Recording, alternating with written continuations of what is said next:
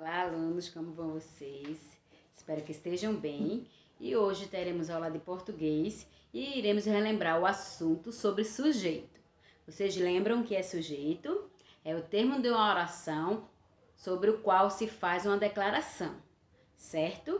E esse sujeito tem alguns tipos. Vamos relembrar? Sujeito simples. Como reconhecer o sujeito simples? Possui apenas um núcleo, ou seja, uma palavra. Vocês lembram disso? Pode vir logo no início da oração, no meio ou no fim. Vamos ver os exemplos. Os jornais noticiaram o fato. Qual é o sujeito dessa primeira frase, gente? Os jornais, porque faremos a pergunta, não é? Quem noticiaram o fato? Os jornais. Então, jornais é o sujeito dessa frase. E é o sujeito simples porque possui apenas um núcleo, certo? Estão lembrando que falei isso na outra aula? Vamos continuar. Próximo exemplo. Noticiaram os jornais o fato. Está no meio da frase sujeito.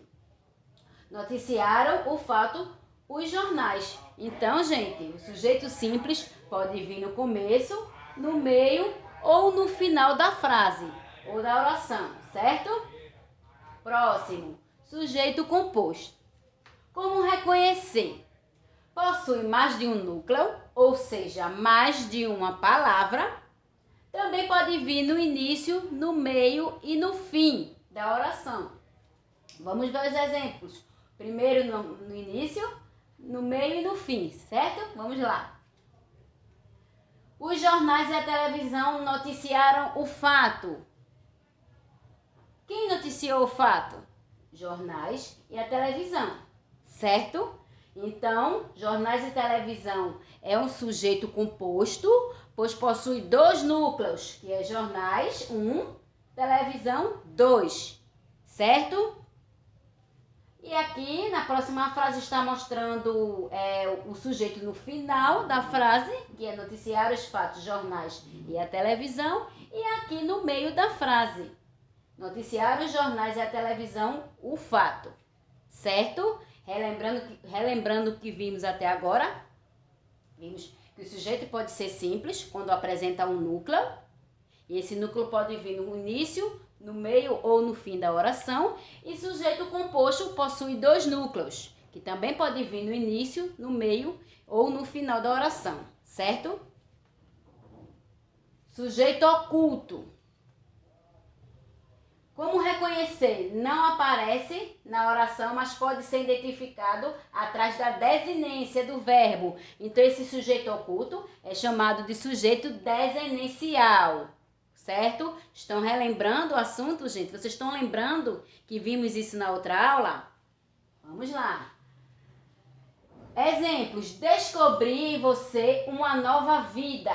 Qual é a desinência? Descobrir. Se é descobrir, só pode ser eu descobrir, né? Não pode ser ele descobrir.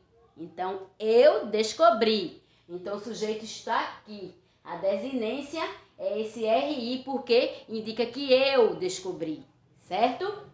Conversamos sobre o assunto. Conversamos, esse amos, que é a desinência. Se conversamos, somos nós. Não pode ser eu conversamos. Então, nós conversamos. Então, o sujeito está na frase, na oração, mas ele pode ser identificado, né, através dessa desinência. Certo? Vamos para o próximo. Sujeito indeterminado. Como reconhecer? Não aparece na oração e não pode ser identificado. Verbo da oração na terceira pessoa do plural, partícula si, como índice de indeterminação do sujeito. Então, gente, o sujeito indeterminado, ele não vai aparecer na oração e nem vai ser possível identificar. Beleza? Vamos ver os exemplos. Falaram mal da tua namorada. Sim, quem falou mal da tua namorada? Falaram alguém. Eu não sei o sujeito, não tem o sujeito, né? É indeterminado, não tem como saber quem falou mal da namorada. certo? Morre-se de fome ainda. Morre-se. Indeterminado, morre-se de quem morre de fome, né? Morre-se. Certo, gente? Esse sujeito é indeterminado, ele não aparece na oração e não é possível identificá-lo. Certo? Sujeito inexistente. Como reconhecer? O fato não é atribuído a nenhum sujeito. Ocorre quando os verbos são impessoais. Verbo haver no sentido de existir e verbo fazer e ser indicado. Rapidinho, vamos voltar. Verbo haver no sentido de existir e verbos fazer e ser indicando tempo passado. Verbos indicando fenômeno da natureza. Vamos ver os exemplos desse sujeito. Chove muito no Amazonas no início do ano. E aí, gente? Tem algum sujeito essa frase, essa oração? Não, né, gente? Só está indicando um fenômeno da natureza. Fenômeno da natureza. Está dizendo que chove muito no Amazonas. Não tem sujeito essa frase, né? Essa oração. Há alunos na classe. Está dizendo que existe. Está aqui dizendo que o verbo ser, né? É no sentido de existir. Então, existe alunos na classe. Qual sujeito? É um sujeito inexistente. Então, gente, essas orações aqui são orações sem sujeito. Certo? Vamos para os outros exemplos. Deixa eu achar isso aqui. Faz 2 semanas que não a vejo. Qual é o verbo? Qual é o sujeito? Não existe sujeito nessa oração. Ela é uma oração sem sujeito, porque fazem, né, ou faz 2 semanas que não a vejo. Vamos para o próximo. Era tarde da noite. Não tem sujeito a oração. Apenas está indicando, né, que era tarde da noite. Certo? Fez frio a noite passada. O verbo fazer, mas não indica nenhum sujeito, né, que pratica a ação. Certo, gente? Então, essas daqui são orações sem sujeito, sujeito inexistente. Vamos relembrar o que vimos nessa aula. Vimos que os tipos de sujeito. Sujeito simples, que é o sujeito que possui apenas um núcleo. Sujeito composto, que é o sujeito que possui 2 núcleos e pode vir, assim como o sujeito simples, no início, no meio e no fim das orações.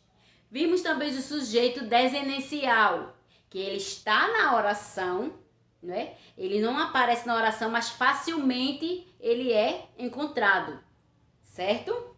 E o sujeito inexistente, que é um sujeito que não tem como identificar na frase, certo? Não é possível identificá-lo na frase.